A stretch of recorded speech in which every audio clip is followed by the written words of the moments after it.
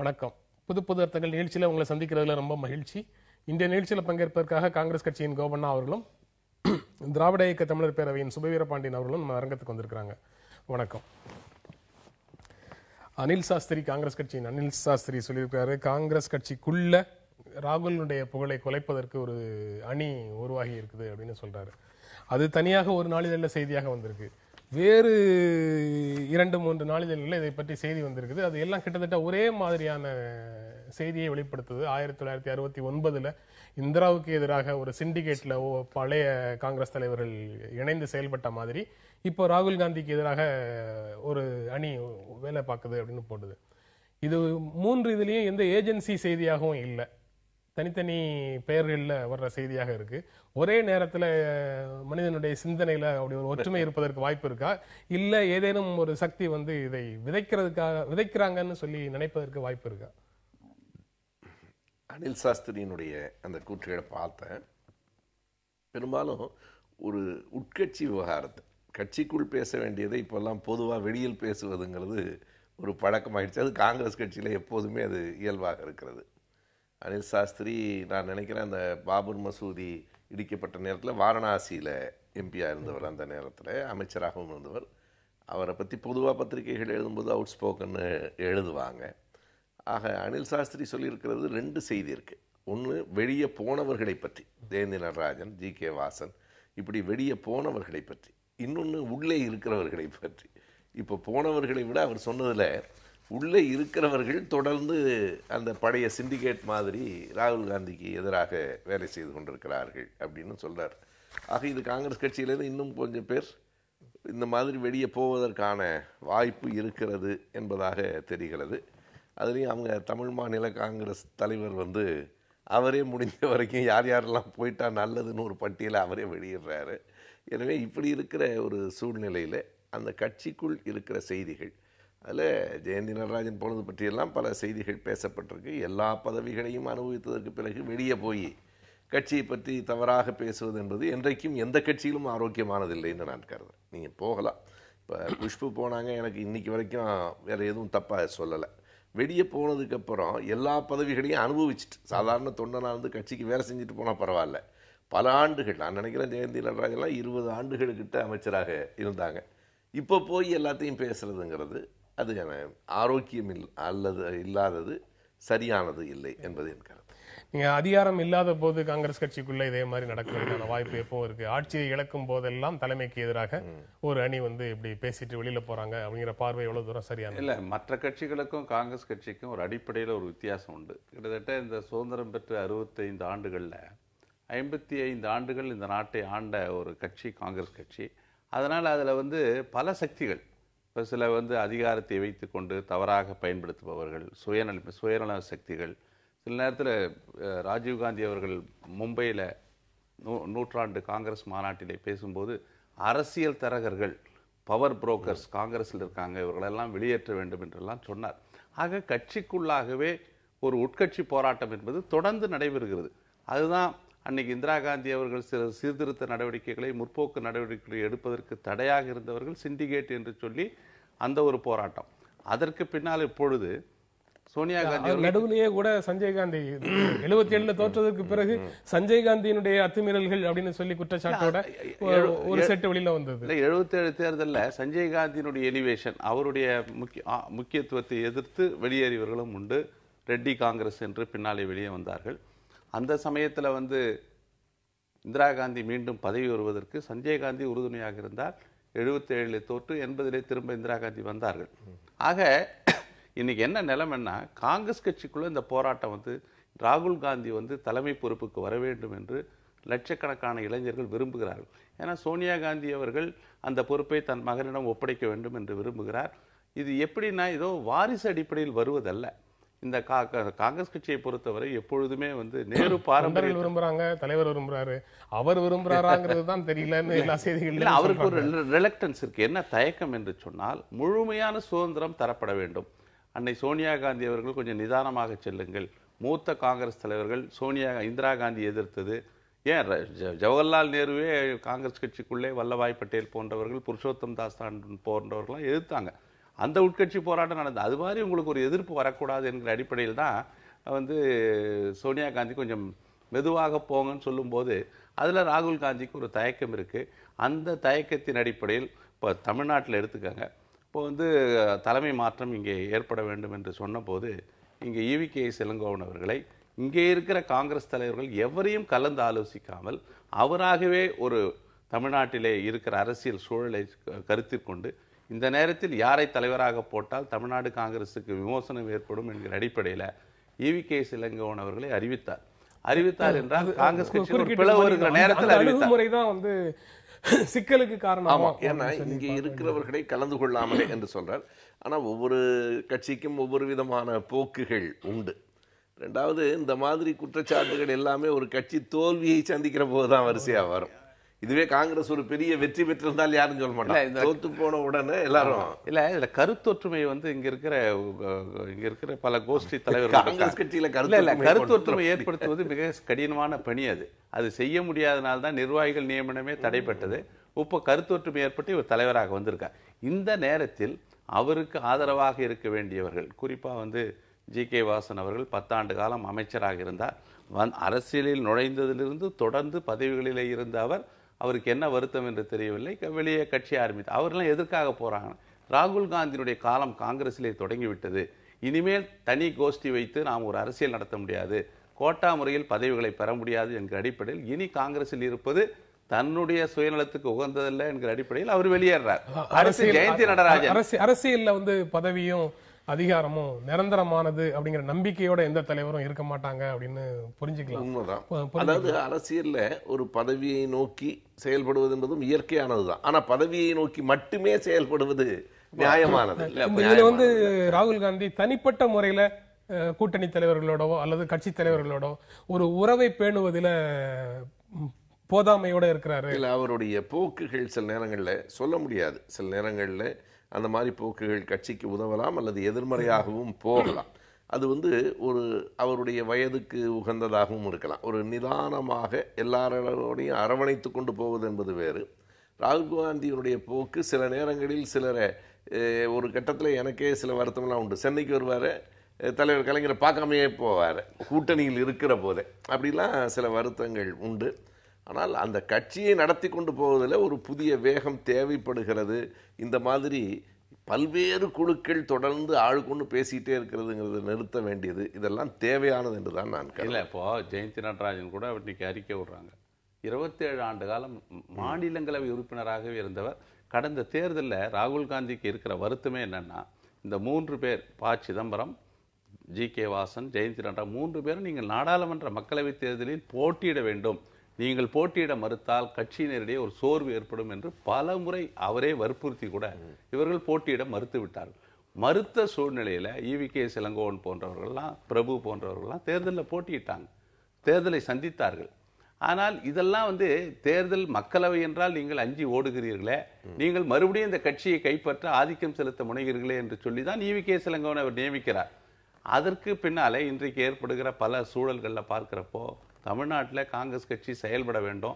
இப்போ கார்த்தி சிதம்பரம் கூட இருக்கக்கூடிய வேறுபாடுகள் எல்லாமே இந்த மாதிரி தனி மனித வேறுபாடுகள் தான் அப்படின்னு சொல்றீங்க? கிடையாது. பழைய இந்திரா காந்தி காலத்துல சிண்டிகேட் இண்டிகேட்ங்கிற மாதிரி ஒரு கொள்கை ரீதியான ஒரு சின்ன அடிப்படையில் ஒரு ஐடியாலஜி, ஒரு சித்தாந்த அடிப்படையிலேயே கொஞ்சம் இந்திரா காந்திக்கும் சிண்டிகேட்டுக்கும் வேறுபாடு இருந்தது. இப்போ எனக்கு அவர் EVKS ஒரு சித்தாந்த வேறுபாடு இல்லை. இதுல வந்து பலனை அனுபவித்தவர்கள் ஒரு பக்கம், பலனை அனுபவிக்காதவர்கள் ஒரு பக்கம், இந்த 2 பக்கமும் ஒரு சின்ன செய்தி இருக்கு. ஒரு குறிப்பிட்டவர்களுக்கே பலன் அனுபவிப்பதற்கான வாய்ப்பை வழங்கியது கட்சி தான். எதுக்கு ஒருத்தர் 27 ஆண்டுகள் மாநிலங்களவையில் உறுப்பினராக அவங்க அந்த வாய்ப்பை பெற்றவர்கள், அவர்கள் தான் கட்சிக்கு துரோக சிந்தனையோடு செயல்படுகிறார்கள். ராகுல் காந்திக்கு ஒத்துழைக்க மறுக்கிறார்கள்.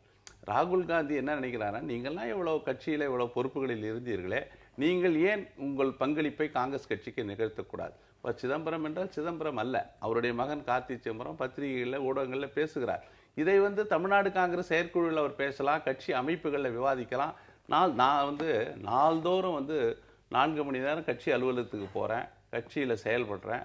நான் எனக்கு ஏதாவது வருத்தம் இருந்தால் நியாயம் இருக்குது. கட்சி அலுவலகத்துக்கே வராதவர்கள், கட்சியில் எந்த பங்களிப்பும் செய்யாதவர்கள், வெளியில் உட்கார்ந்து கொண்டு விமர்சிப்பது என்பதை யாருமே சகித்துக் கொள்ள மாட்டான். எந்த ஒர்க்கரும் கட்சி தொண்டனும் சகிக்கணும். இதுதான் இந்த காங்கிரஸ் கட்சியில பார்க்கும்போது எங்களுக்கு ஏதோ மோதல் மாதிரி தெரியும். இல்ல கிடையாது. இல்ல எங்களுக்கு எப்படி தோணுதுன்னா கார்த்திக் சிதம்பரம் தனி கட்சி வச்சிருக்க மாதிரி தோணும். இல்ல ஒரு பேரலா ஒரு கூட்டத்தை கூட்டுறாரு. சத்தியமூர்த்தி பவன் என்பது எல்லோருக்கும் சொந்தமான இடம். அங்கே போய் பணியாற்றுவதற்கு மாறாக வெளியிலே இருந்து கொண்டு செயல்படுவது, தலைமைக்கு எதிராக பேசுவது, இதையெல்லாம் ஈவி.கே. இளங்கோவன் அன்றைக்கு கூட அந்த அறிக்கையில மனக்குமுறல், அதாவது இப்படி ஒரு நல்ல நோக்கத்தில் கட்சியை வளர்க்க போகிறோமே, இவர்கள்லாம் ஒத்துழைக்க மறுக்கிறார்களே என்கிற அடிப்படையில் தான் அந்த வார்த்தைகள் ஒரு மாநில தலைவர் அப்படி பேசுவது. அதுக்கப்புறம் அதுலயும் அவர்கள் யாரையும் குறிப்பிட்டு பேசவில்லை. பொதுவாக இல்ல அதுதான் அது காரணம். அவருடைய என்ன குறிப்பில்லைன்னா பேர் சொல்லலைங்கிறீங்க, அவ்வளவுதான். இல்ல அதுல என்னன்னா, ஒரு கட்சியை முன்னெடுத்து செல்லும் போது அவர் சந்திக்கிற பல வேதனைகளின் அடிப்படையில தான் அந்த கருத்து வந்திருக்கே தவிர, அதை இன்றைக்கு பெரிய விமர்சனத்துக்கு உட்பட்டிருக்கலாம். ஆனால் வருகிற காலங்களிலே நீங்கள் தமிழக காங்கிரஸ் தலைமை என்பது தமிழ்நாட்டிலே மதசார்பற்ற சக்திகளை ஒருங்கிணைக்கிற முயற்சியை நாங்கள் ஸ்ரீரங்கம் தேர்தலில் கூட அதற்கான முயற்சியில் ஈடுபட்டோம். அந்த முயற்சி ஜெயந்தி நடராஜன் சொன்ன குற்றச்சாட்டுகள்ல சில பெரிய நிறுவனங்களுக்கு எதிரான முடிவை எடுப்பதற்கு ராகுல் காந்தி காரணமாக இருந்தாருங்கிறது ஒரு முக்கியமான பகுதி. அதை அடிப்படையாக வச்சுட்டு இந்த தாராளமய, உலகமய, தனியார் மய கொள்கைகளுக்கு எதிராக ராகுல் காந்தி, ஜெயராம் ரமேஷ் போன்றவர்கள் ஒரு அணியாக அங்க இருக்கிறாங்க. காங்கிரஸ்ல மன்மோகன் சிங்கினுடைய பொருளாதார கொள்கைகளை ஆதரிக்கிற வேறு சிலர் இப்போ ராகுல் காந்தி மேல ஒரு எதிர்ப்பை வெளிப்படுத்துறாங்கன்னு பார்க்கலாம். ஏன்னா ஒரு வேறுபாடுகள் வரக்கூடும். ஆனா ஜெயந்தி நடராஜன் இதையெல்லாம் எப்போ சொல்லியிருக்கணும், இன்னைக்கு சொல்றதுங்கிறது வேற. ஆனால் இந்த தாராளமயமாக்கலுக்கெல்லாம் கதவு திறக்கப்பட்டது 1991 நரசிம்மராவ் காலத்திலேருந்து அது தொடங்கிடுச்சு. அப்போ அதில் மன்மோகன் சிங்க்கும் ப. சிதம்பரத்துக்கும் ஒரு பங்கு உண்டு. பிறகு அது வாஜ்பாய் காலத்திலையும் அப்படி தான் தொடர்ந்தது. அதில் ஒரு மாற்று சிந்தனைகள் வருவது நல்லது தான். ஆனால் எனக்கு என்னமோ இவ்வளவு வெள்ளம் உள்ள புகுந்ததற்கு பிறகு அது இனிமேல் எளிதாக இருக்கும்னு தோணலை. இனிமேல் அதாவது இப்போ இவங்களும் பிஜேபி சுதேசின்னு சொல்லிக்கிட்டே இருப்பாங்க, ஆனா காங்கிரஸ் மிஞ்சிடுவாங்க போல இருக்கு. எனவே முழுக்க வேதாந்தா போன்ற நிறுவனங்களுக்கு சுற்றுச்சூழல் அனுமதி கொடுக்கிற முடிவை கேபினெட்டிலே இருக்கிற சில மூத்த அமைச்சர்கள் ஆதரவாக இருந்தாங்க, அனுமதி கொடுக்கணும்னு. ஆனா ராகுல் காந்தி அந்த சுற்றுச்சூழல் அடிப்படையில் சிந்திக்கக்கூடியவராக இருப்பதால அந்த கிராம சபையினுடைய ஒப்புதல் பெறாமல் அதற்கு ஒப்புதல் வழங்கக்கூடாது என்று சொன்ன போது கிராம சபை அதுக்கு எதிராக தீர்மானம் போட்டதும் வேதாந்தா போன்ற மல்டிநேஷனல் நிறுவனத்துக்கு அனுமதி மறுக்கப்பட்டது.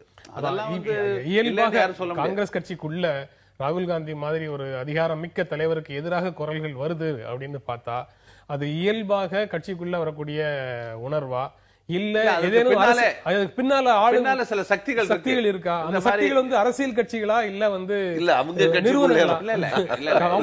அதாவது காங்கிரஸ் கட்சியிலே சிலர் இந்த பன்னாட்டு நிறுவனங்களுக்கு இந்த மாதிரி அனுமதி கொடுப்பது, அந்நிய முதலீடு, அதாவது ஸ்பெசிபிக்கா இருக்கணும்.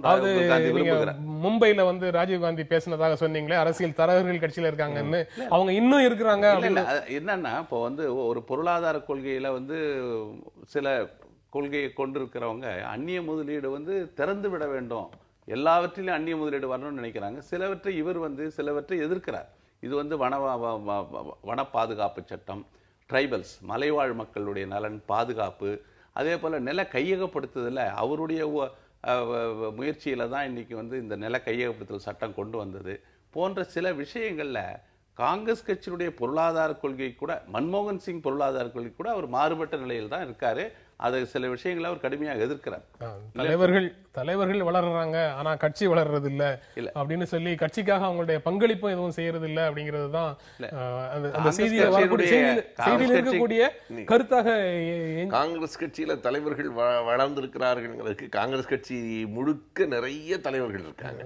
ஆனா அந்த கட்சியினுடைய வளர்ச்சி என்பது அதுக்கு உண்மையிலேயே இந்த மாதிரி இருக்கிறவர்கள் பதவியில் இருந்து கொண்டு எல்லா பொறுப்புகளிலும் இருந்து கொண்டு பிறகு தங்களுக்கு ஒரு சின்ன வாய்ப்பு மறுக்கப்பட்டாலும் அதை மறுக்கிறதுங்கிறதுனால அங்க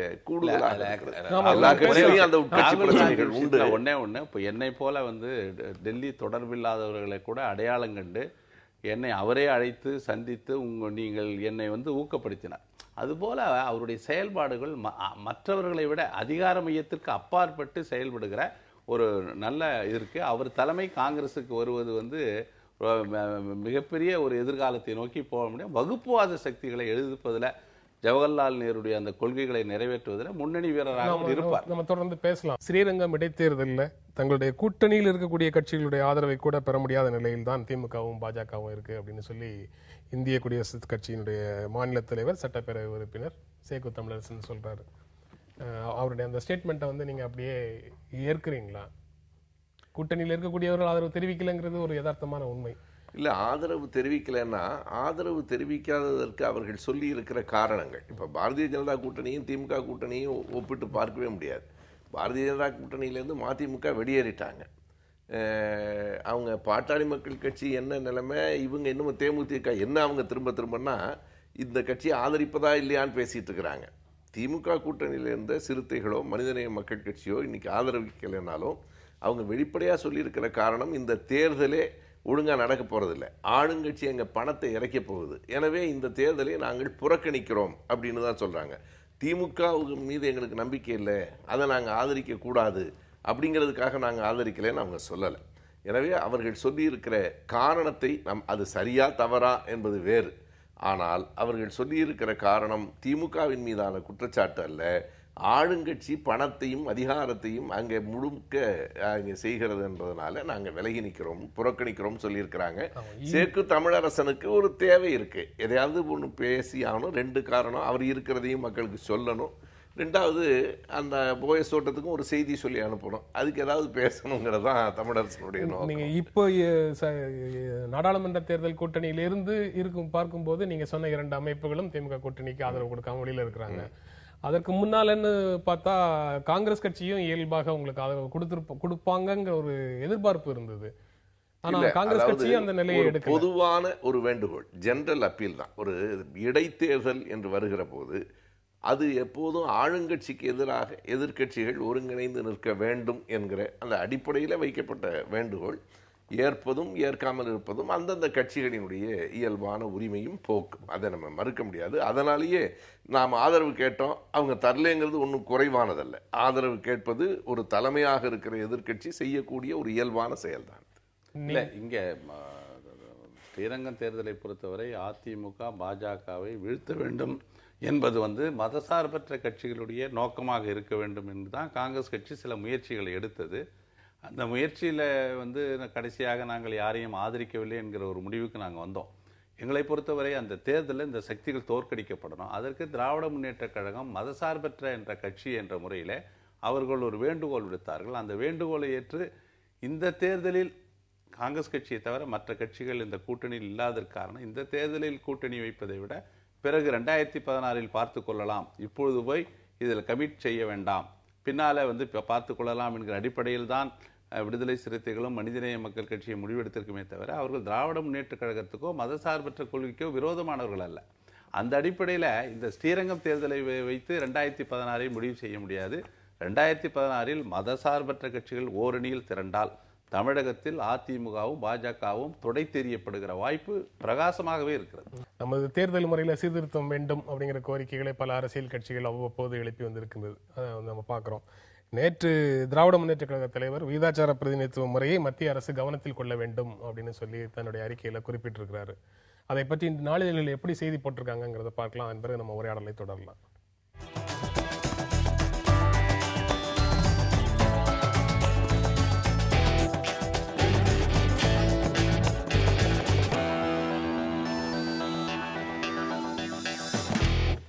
உலகின் மிகப்பெரிய ஜனநாயக நாடு அப்படிங்கிற பெருமையை கொண்ட இந்தியாவில் இந்திய தேர்தல் முறையில் சிறப்பான ஜனநாயகம் செயல்பட்டு இருந்தாலும் கூட அது ஒரு முழுமையான ஜனநாயகமாக இல்லை. வாக்களிக்கும் வாக்காளர்களுடைய வாக்குகளுக்கு போதிய மதிப்பு உண்மையில் இருப்பதில்லை. அதனால விகிதாச்சார பிரதிநிதித்துவ முறை தான் வேணும் அப்படிங்கிற குரல் வந்து பல சிறிய அமைப்புகளால் எப்போதும் முன்வைக்கப்பட்டு வந்துடுது. இப்போ பெரிய தமிழ்நாட்டில் ஒரு மிகப்பெரிய அமைப்பான திராவிட முன்னேற்ற கழகமும் அந்த கோரிக்கையை முன்வைக்கிறாங்க. நீங்க அந்த கோரிக்கையை முழுக்க ஆதரிக்கிறீங்க? நிச்சயமா. எனக்கு தெரிந்து நான் ஒரு 20 ஆண்டுகளுக்கு முன்னாலேயே இதை ரொம்ப வலியுறுத்தி பேசியிருக்கிறேன்.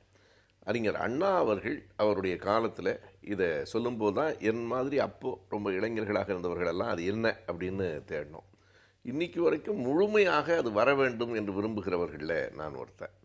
அதில் கலைஞர் அவர்கள் சொல்லும்போது இன்னொரு செய்தியோடு அதை இணைச்சு சொல்கிறார். இது எப்போ வருதுன்னா, இந்த லஞ்சம் வாங்குகிறவர்களுக்கு, அதாவது பணம் கொடுக்கிறவர்களுக்கு, தேர்தலில் வாக்குகளுக்கு பணம் கொடுக்கிறவர்களுக்கு 2 ஆண்டுகள் சிறை என்று வருகிற போது அந்த 2 ஆண்டுகள் சிறையோடு சேர்த்து சொல்கிறார், இந்த விகிதாச்சார முறை வருமானால் அப்படி வாக்குகளுக்கு பணம் கொடுப்பது கூட குறைந்து போய்விடும். ஏன்னா அப்போ வேட்பாளர்கள் போட்டியிடுவதில்லை, கட்சி போட்டியிடுகிறதுங்கிறார்.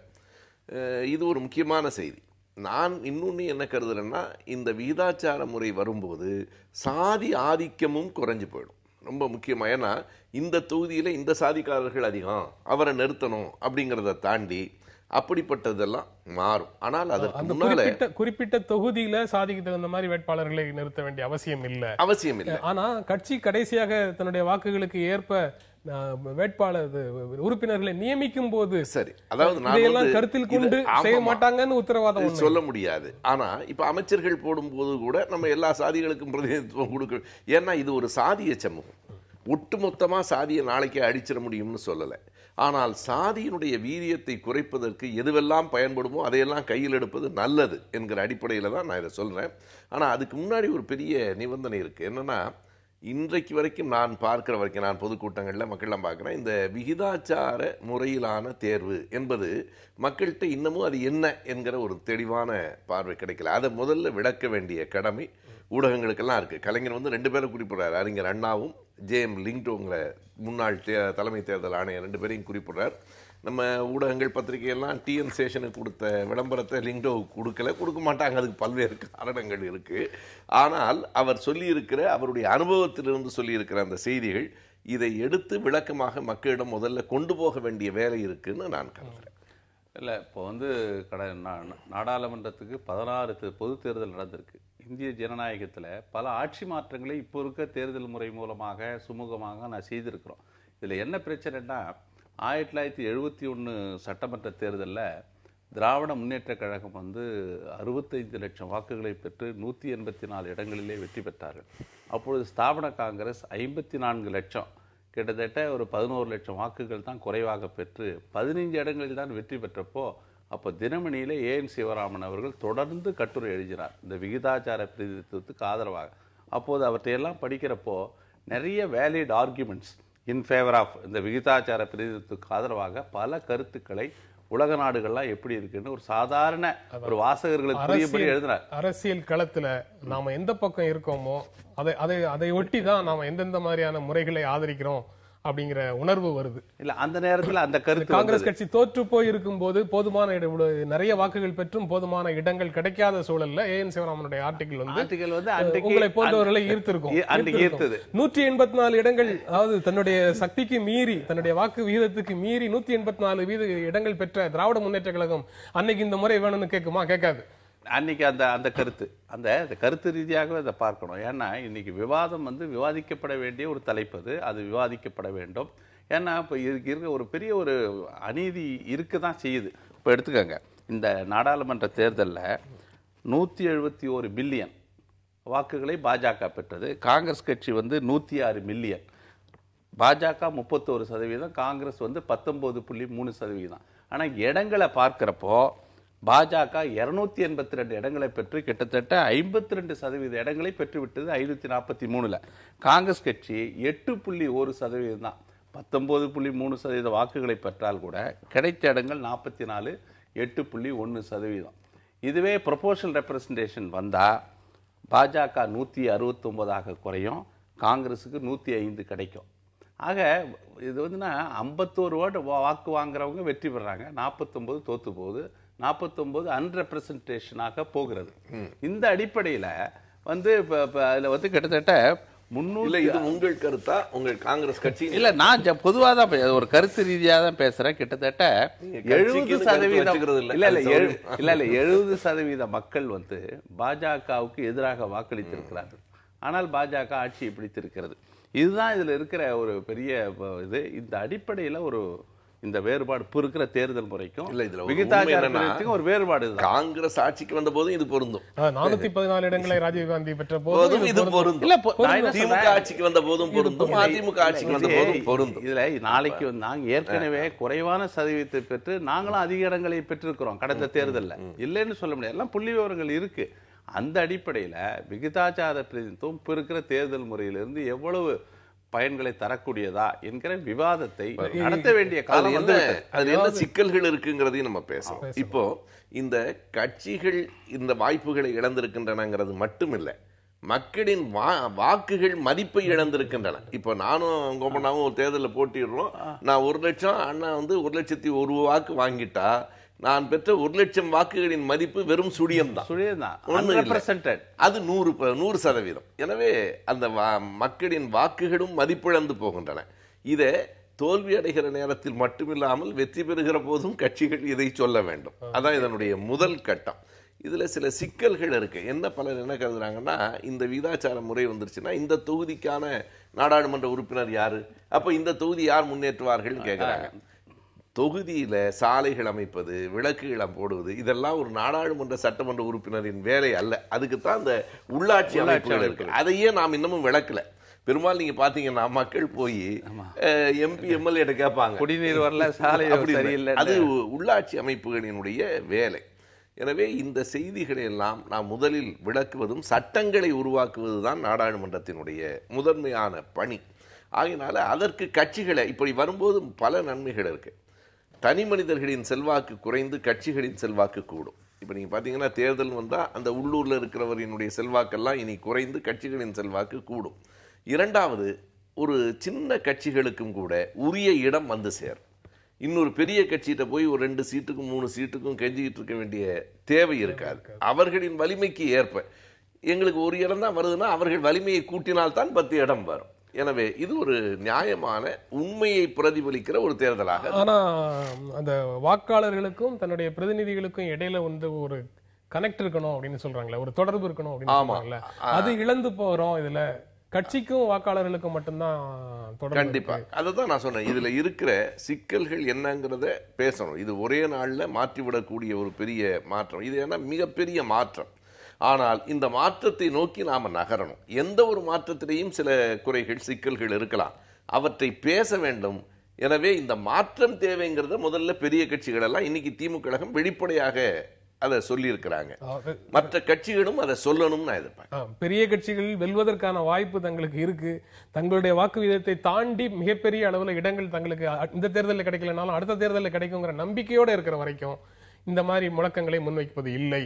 சிறிய கட்சிகள் எப்போதுமே இந்த கோரிக்கையை முன்வைக்குது அப்படிங்கிறத பார்க்க முடியுது. எந்தெந்த காலகட்டத்தில் எந்தெந்த அமைப்புகள் வந்து இந்த கோரிக்கையை முன் வச்சிருக்குதுன்னு பார்த்தோம்னா அது வெளிப்படையாக தெரியுது. 2009 நாடாளுமன்ற தேர்தலையும் 2011 சட்டமன்ற தேர்தலையும் இடங்களை மிக குறைவாக அல்லது கிடைக்காமலே போன நிலைமையில தான் பாட்டாளி மக்கள் கட்சி இதை பற்றி பேசியது. 2012 ஒரு முறை டாக்டர் ராமதாஸ் வந்து இதை பற்றி பேசினாரு. இப்ப 2011 சட்டமன்ற தேர்தலையும் 2014 நாடாளுமன்ற தேர்தலுக்கும் பிறகு திமுக பேசுதா அப்படிங்கிற கேள்வியும் அதுக்குள்ள வருது. ஆனா அந்த அந்த ஆய்வுக்குள்ள போய் அது இல்ல. ஆனா ஒரே ஒரு செய்தியை நான் சொல்றேன். கலைஞர் இன்னைக்கு வெளிப்படையா அறிக்கை கொடுத்திருக்கிறார். ஆனால் அண்ணா வந்து மாநிலங்களவையிலேயே பேசியிருக்காரு. அப்போ வந்து திமுக ஆட்சிக்கெல்லாம் வரல. எனவே அந்த சரி, அதுல உண்மைதான். வெற்றி பெறுகிற போது பேசல அப்படிங்கிற ஒரு எண்ணம் இருக்குங்கிறது சரிதான்.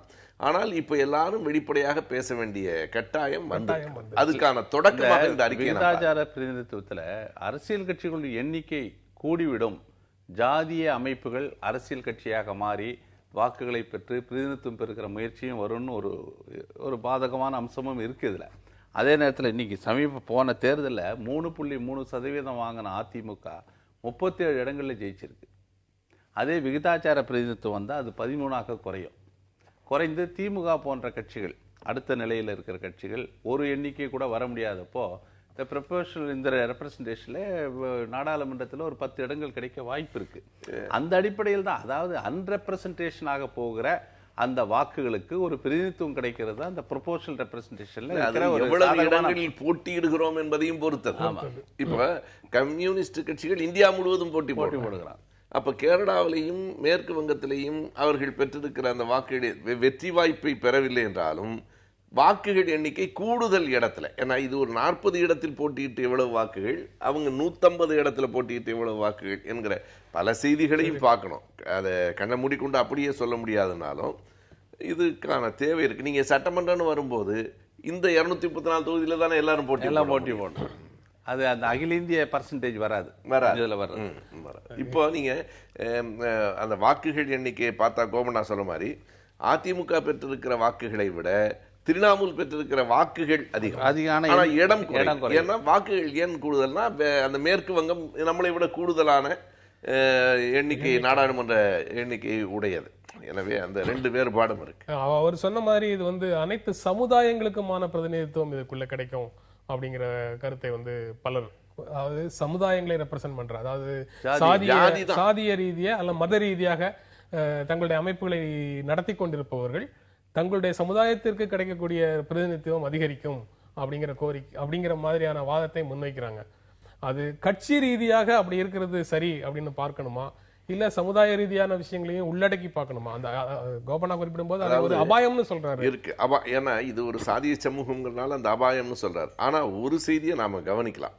இங்கே இந்த சாதி உணர்ச்சி என்பது கலவரங்களை தூண்டுவதற்கு தான் பயன்பட்டிருக்கிறதே தவிர தேர்தல்களில் பெரும்பாலும் தமிழ்நாட்டை பொறுத்தளவு நான் சொல்றேன், இந்த சாதியின் அடிப்படையில் வாக்குகள் விழுந்திருக்குமானால் இத்தனை காலங்கள் தொடர்ந்து கலைஞர் அவர்களோ அல்லது ஜெயலலிதாவோ முதலமைச்சராக வந்திருக்க முடியாது. ஏன்னா வெறுமனை ஒரு யாரு ரொம்ப பெருவாரியான சாதி எண்ணிக்கை உடையவர்களோ அவர்களிலிருந்து தான் ஒருத்தர் வந்திருக்க முடியும். இன்னைக்கு வரைக்கும் தமிழக மக்கள் அப்படி சாதி பார்த்து தேர்தலில் முழுமையாக வாக்களிக்கவில்லை. சில விதிவிலக்குகள் உண்டு. இந்த கடந்த தேர்தலிலேயே ஒரு தொகுதியில சாதி சார்ந்து வாக்குகள் விழுந்ததை நம்ம பார்த்தோம். அது விதிவிலக்கு. ஆக பொதுவாக நம்ம அப்படி பார்க்க முடியல. எனவே அது மாதிரி மாறும் என்று நான் கருதுகிறேன். அந்த மாதிரி கவலைப்படுவதற்கு அவ்வளவு பெரிய அபாயமாக அதை நான் பார்க்கிறேன். இதை தாண்டி வீதாச்சார பிரதிநிதித்துவம் பற்றி பேசணும்னா, இப்ப கிடைக்கிற மாதிரி பெரும்பான்மை எந்த கட்சிக்கும் கிடைக்காது. அது ஒரு அப்படி இருக்கும்போது ஸ்டெபிலிட்டிக்கு ஒரு பெரிய ஆபத்து வரும். நிலையான ஆட்சி இல்லாம போயிடும். 400 இடங்கள் எல்லாம் ஒரு அரசியல் கட்சி பெற்றிருக்கிறது, 282 பெறுகிறது. நாடாளுமன்றத்தில் இது என்ன ஆயிடும், பல கட்சிகளுடைய கூட்டமைப்பு தான் ஆட்சிக்கு வர முடியும், ஒரு கட்சி ஆட்சிக்கு வர முடியாது. அதுக்கப்புறம் இப்போ சில கட்சிகள் வெளிப்படையாக சமூக நீதி பேசினாலும், சமாஜ்வாடி கட்சி இருக்கு, அது ஒரு குறிப்பிட்ட ஜாதி, அதாவது சமூகத்தில் ஒடுக்கப்பட்ட ஒரு ஜாதியினுடைய குரலாக அது ஒலிக்கிறது. அது மாதிரி ஒவ்வொருத்தரும் சமூக நீதி அடிப்படையில் ஜாதிய சக்திகள் சில அரசியல் கட்சிகள் போர்வையில் வரும்போது பல இந்தியாவுள்ள பல கட்சிகள் ஒன்று சேர்ந்து ஆட்சி நடத்துவது என்பது, அங்கே ஒரு நிலையான ஆட்சி வேணும். அடிக்கடி எதற்காக அவருக்கு சேருவதும் பிரிவதும் கொள்கையற்ற கூட்டணிகள் உருவாவதற்கும் வாய்ப்பு இருக்கு. ஆக எல்லா விளைவுகளையும் இது விவாதிப்பதற்கு உரிய ஒரு தலைப்பு, விவாதிக்கப்பட வேண்டும்.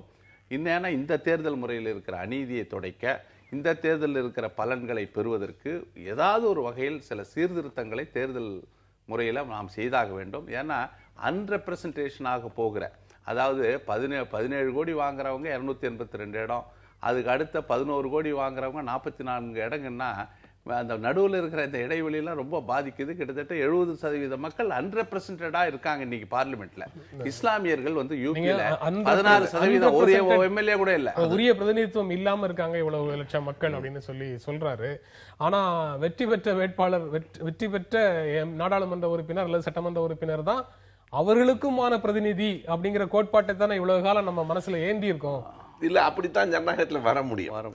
இந்த விகிதாச்சார அடிப்படையிலான தேர்தல் இருக்க ஒரு பெரிய சிக்கல் ஒன்றுதான். எல்லாவற்றையும் தாண்டி யார் ஒருவரும் ஒரு முழுமையான ஒரு பெரும்பான்மையை பெறுவதற்கான வாய்ப்பு மிக மிக குறைவு. இப்போ கவர்னர் எடுத்துக்காட்டின அந்த புள்ளிவரத்தில் பார்த்தீங்கன்னா, இந்த கடந்த தேர்தலையே ஒரு பெரிய மோடியின் அலை வீசியதெல்லாம் சொல்லப்பட்ட இடத்துலயே 160 இடத்துல அவங்களும் 105 இடத்துல காங்கிரஸும் வந்திருந்தா 2 பேரும் சேர்ந்துதான் அப்புறம் ஆட்சி அமைக்கணும். வேறு வழி இருக்கிற சிரமம் அது. ஆக மீண்டும் மீண்டும் தேர்தல்கள் வருவதற்கான ஒரு வாய்ப்பு இருக்கு. அதுக்கான மாற்று என்னங்கிறத நம்ம சிந்திக்கணும். இந்த தேர்தல் முறையில் 282 இடங்களில் வெற்றி பெற்ற பாஜகவில் ஒரு சிறுபான்மை, 333 ஒரே ஒரு சிறுபான்மை.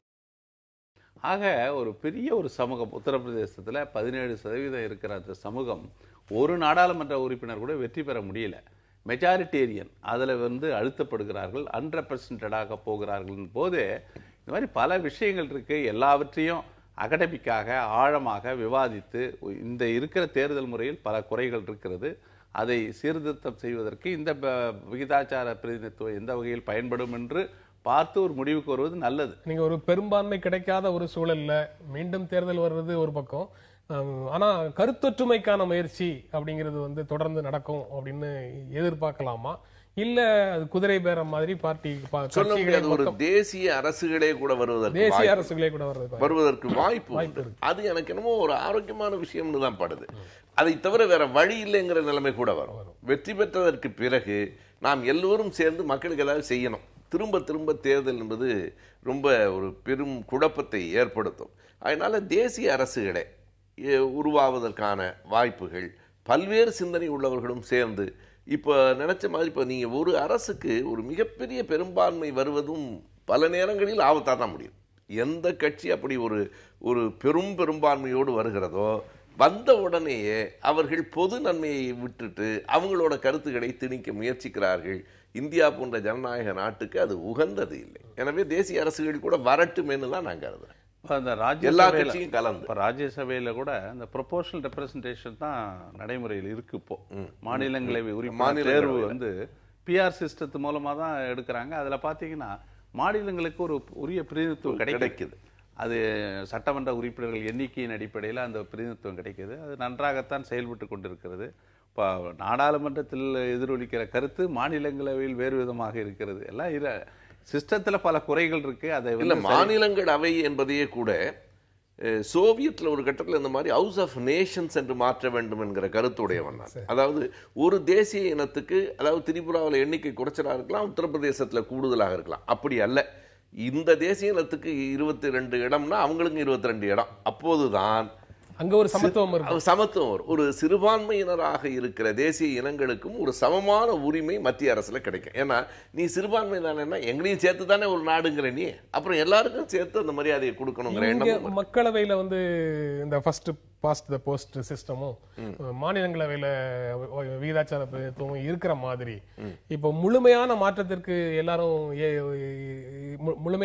எல்லாரும் ஏற்றுக்கொள்ளாத ஒரு சூழல் வரைக்கும் மக்களவையில் இருக்கக்கூடிய இடங்களை பாதியாக பிரிச்சு பாதிக்கு ஃபர்ஸ்ட் பாஸ்ட் த போஸ்ட் சிஸ்டமும் நீதிக்கு விகிதாச்சார அது நடைமுறையில் எனக்கு அந்த கலப்பு பிரதிநிதித்துவம் வரதுக்கு வாய்ப்பு ரொம்ப குறைவு. ஆனா நீங்க சொல்றது ஒரு முயற்சி. அதாவது இது ஒரு இது மாதிரியான சிந்தனை ஓட்டங்கள் வருகிற போது இன்னும் இந்த மாதிரி பல செய்திகள் நமக்கு வரலாம். மாநிலங்களவையிலும் கூட முழுமையாக அந்த விகிதாச்சார அடிப்படையில் இருக்கு அப்படின்னு நான் கருதல. அதுக்கான ஒரு சின்ன முயற்சியும் அடையாளங்களும் அங்க இருக்கின்றன. ஆனால் அது முழுமையாக வரணும். கட்சிகளும் அதை கொஞ்சம் விளையாடிக்கிறதெல்லாம் அப்புறம் ஓஞ்சிரும். விகிதாச்சார பிரதிநிதித்துவத்துல பல முறைகள் இருக்கு, பல நாடுகள்ல இருக்கு, பல நாடுகளிலும் பல அனுபவங்கள் இருக்கு. அதெல்லாம் ஆய்வு செய்து பார்த்து இதுக்காக ஒரு அனைத்து கட்சி கூட்டத்தை கூட்டுவதோ அல்லது தீவிரமாக விவாதிப்பதற்கு ஒரு நல்ல தருணம். இது போல அன்ரெப்ரசன்டடாக இருக்கிற மக்களை பிரதிநிதித்துவப்படுத்துகிற முயற்சியில இன்னைக்கு ஈடுபட வேண்டிய ஒரு காலம். அதைத்தான் கலைஞருடைய அறிக்கை வெளிப்படுத்துகிறது. அதாவது பிரதிநிதித்துவம் இல்லாத மக்களுக்கான பிரதிநிதித்துவம் பற்றி பேசுறதுக்கு இது அவசியம்னு தோணுது. உண்மை.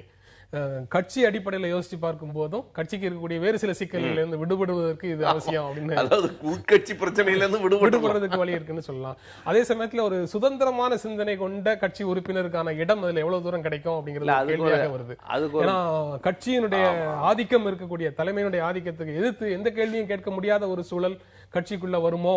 ரெண்டு இருக்கு. அதாவது கட்சிக்குள் அதுல இருக்கிற சிந்தனையாளர்களுக்கு அந்த கட்சி எந்த அளவுக்கு இடம் கொடுக்குங்கிற ஒரு கேள்வி இருக்கு. அந்த தனக்கு வேண்டியவர்களுக்கு மட்டுமே இடம் கொடுக்குமா, அந்த ஆபத்து இருக்கு.